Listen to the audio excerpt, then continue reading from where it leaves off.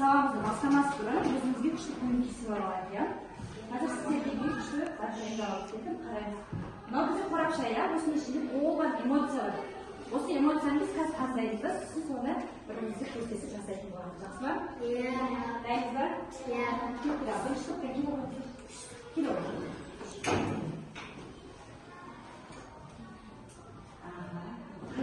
Бәрімізді қайтарамыз, да? Алып кетіп бірге қайталайық. О, жарайсыздар. Келесі келе ғой, шамшылық. Аха. Жарайсыздар. Алайсыздар. Тоқты бәріміз естіп қалды.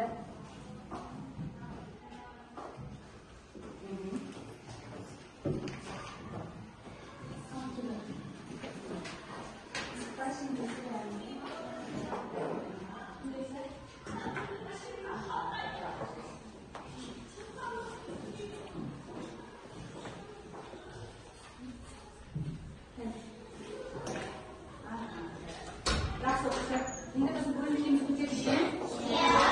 Şimdi sabahın başlayalım. Ya, ben de bana men sizlarga amaliy to'xtab qo'yib qo'ydim, ya. Birinchi stol. Ikkinchi stol. Bizda qanday oldingizga o'tiramiz? Uchinchi stol.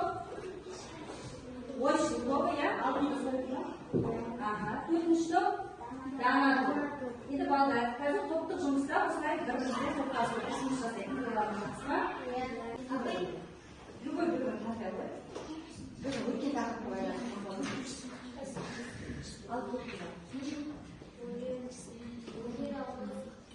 Yer oldi, qarang. Dұрыс па? Жарайсыз, o'tirib. Ana бағалау қарап дұрыс па? Я біздің алдарымызда қарап қойдық қой бәрімізді. Бізде бір әженің тапсырмасына 1 балл қойылады. Яғни әже өзінің 1 баллын есептеп қоя қойыңыз. Бізде пайдаланып жоқ қой, солай пайдаланып қоя қойыңыздар. Жақсы, келесі екінші топтан келе қойшы. Келе қой. Сонда несін да? Дүниеде өрге. Дұрыс па балалар? Жарайсың. 1 баллды қосып аламыз, иә? Көмектеседі. Айта. Өнер үйренде қалай болады?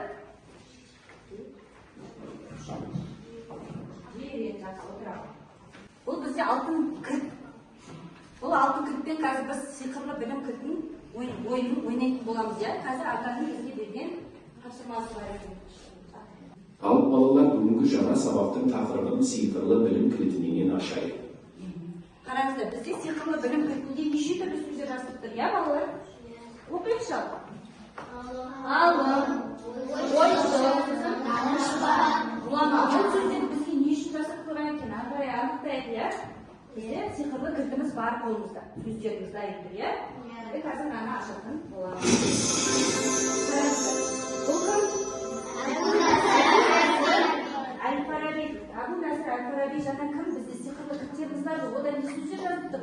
Қандай сөздер жазып тұр? Айта қойшы. Ғұлама, алым, ойшыл,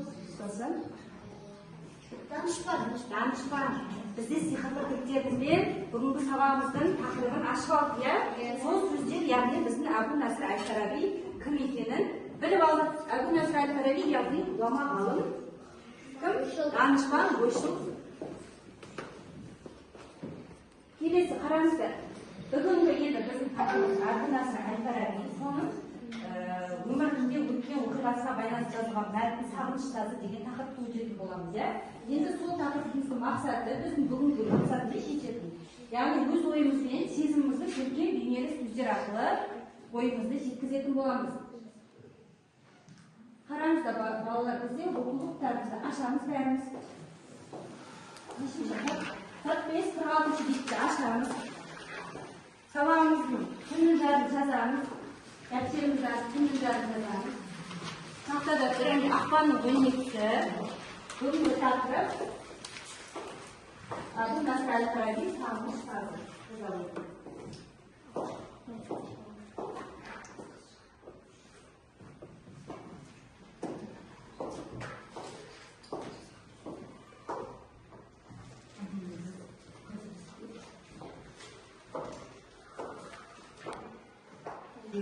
Ол 70-ке жуық тілді біледі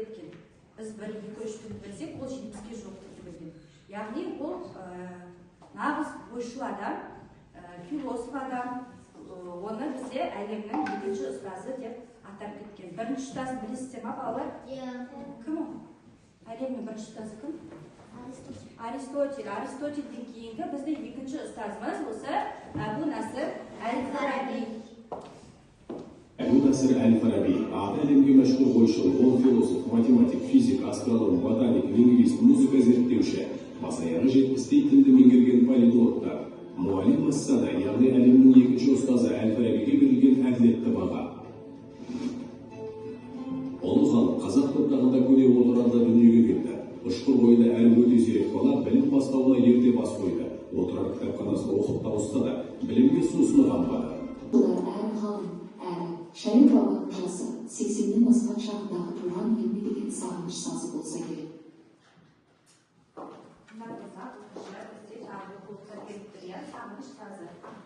Бұл мәтінде жалпы не туралы айтылған екен, жаңа түсіндік пе тыңдағаныңызды? Ал? Не айтылғыш? Еліне сағынышы қалай білдірген екен? Атта оқушылар тыңдап қойдарыңыз? Яғни, бұл сағыныш сазы деп аталған мәтінде Әбу Насыр басқа елге, басқа жерге кетсе де өзінің туған жеріне деген сағынышын өлең сөздерімен білдірген. Қазір енді біз соны тағы бір қайталап оқып өтеміз де, ары қарай тапсырма орындайтын боламыз. Түсініп оқимыз. Шаһарның заманы Әбу Насыр әл-Фараби бір жағынан патшаның бау бақшасын күтіп баптаса, екіншіден қолы бос кезінде өлең жазумен шұғылданыпты. Кілемше үстінде қыз жастыққа таған ол үстінде отырады. Мәуір ағыстарының бұтағына қойған бұл құстар сайрап тұрады. Мен қазір сіздердің түсінгендеріңізді мен анықтау үшін білім қақпасы әдісімен сұрақтар жасадым. Соны қазір әр топқа бір топтан жасадым. Әр топтан үндемей отырған балдарды шығарайықшы, жақсы ма? Ешкім ренжімейді ғой, ал бірінші топтан маған келер алмаз келе қойшы.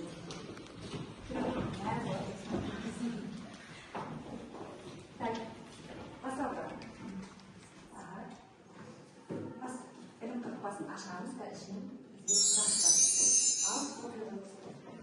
дауысты шығарамыз.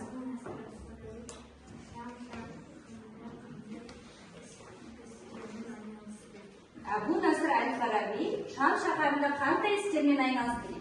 Негізде варианттар көп, осының ішіне дұрыстау деген вариантты таңдасаңыз болады. Екі балл беремін.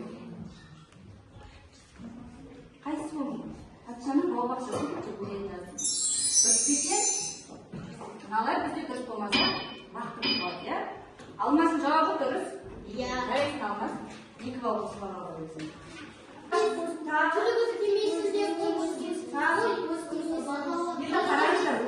Бүгін сіздер сабаққа керемет күшті болып отырсыздар, иә? Мен сіздерге әрқайсыңызға, жұптарыңызға бір-бірлеріңізге көз тимейтіндей, жұрттың сөз тимейтіндей, әлі саладан сақтау үшін осындай жұптық тапсырма ретінде тұмар әдісін алып келдім. Осы тұмар әдісінде жұптық тапсырмалар жасырылған екен. Қазір сіздерге табыстаймын, иә? Ал кеттік ал. Ішіндегі сұрақты оқимыз. Сосын сұрақтың жауабын орындаймыз. Алдарыңызға мен ақпарат таратып қойдым. Арнайы тапсырманы орындау үшін. Алдарыңызда бәріңізде бар. Жұптарыңызбен ақылдаса отырып орындап, кім болды қолдарыңызды көтеріп маған сіздер болады. Бірінші сұрағымыз болды. Ғажайып бақта отырған әл-Фарабидің неге көңілсіз деп ойлайсың? Мен ойлаймын, ол сағыныш, отбасының сағынғанынан. Отбасыға жалпы туған жерін сағынып, өзінің сағыныш сезімін жазған екен, иә? Солай ма, Ибрахим? Жарайсыздар, отыра алмайсыздар. Дауыстап оқып қойыңыздар. Ғажайып бақта отырған әл-Фараби неге көңілсіз деп ойлайсың? Ал өз ойларыңызды білдіріңізші. Жаңа Айшаның диалог айтты. Ол өскен жерін қатты сағынғандықтан көңілсіз отырды.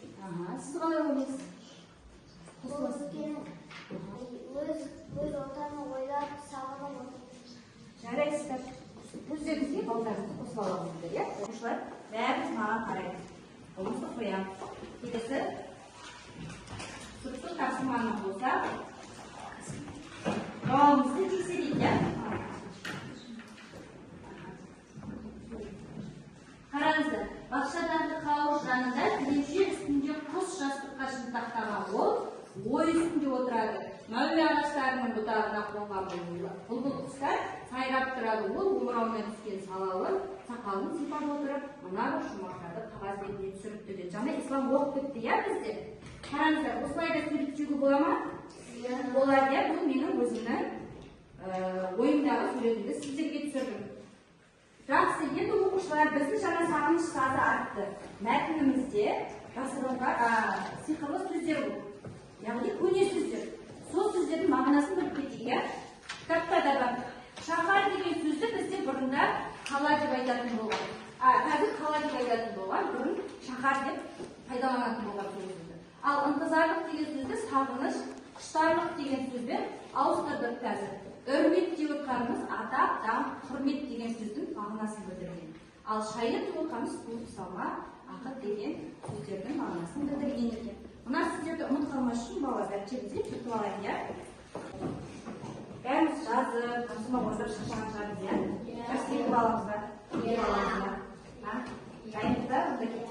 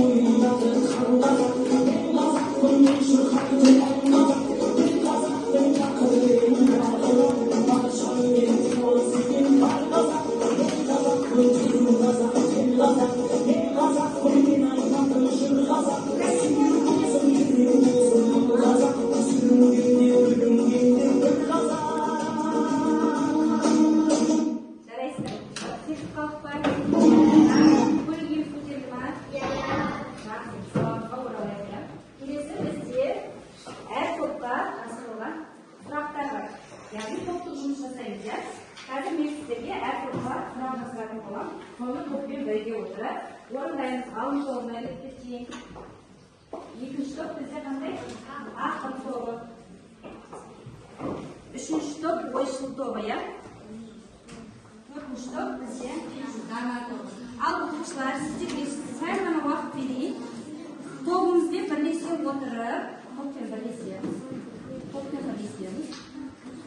Сосын орындаймыз тапсырманы. Алдарында активті пайдаланушылар болады. Тапсырма қай топ бірінші болады? Сағыныш сөзімен байланысты үш сөйлем құрастырсын. Ал беттігі. Мен сағындым ізденісті. Іздеп шықтым өз елімді. Қайта-қайта іздедім, бірақ таппадым. Сағыныш туралы үш сөйлеміміз, иә? Бәріміз бірге ойласыңыздар ма, балалар? Шында? Жақсы, жарайды. Ал суретпен тұрған жоқ екен. Жоғарырақ ұстайық, иә, құрсын бәрі. Бұл нәсір әл-Фараби, яғни бүгін біздің тақырыбымыздағы ойшыл ғұлама ғалым, иә? Жарайсыздар. Балалар, қараймыз бәріміз тақтаға. Сабақ аяқтауға жақындап қалды, иә? Біз бүгінгі сабақта не түсіндік, не білдік, не туралы айттық, кім туралы айттық, сол туралы я жоқ әдісі арқылы қорытындылап кетейік, иә? Әр топта бір оқушыдан қазір тақыратын боламыз. Қараңыздар. Шыққан балалар.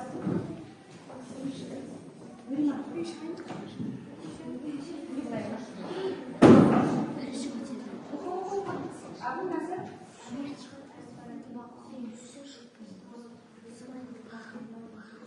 Қараңыздар оқушылар, Абу Насыр әл-Фараби 870-920 жылдарда өмір сүрген дейді. Қайсысы?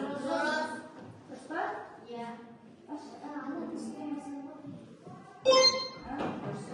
Келесі, екінші топ. Ұнатпаған ба, ұнатпаған ба?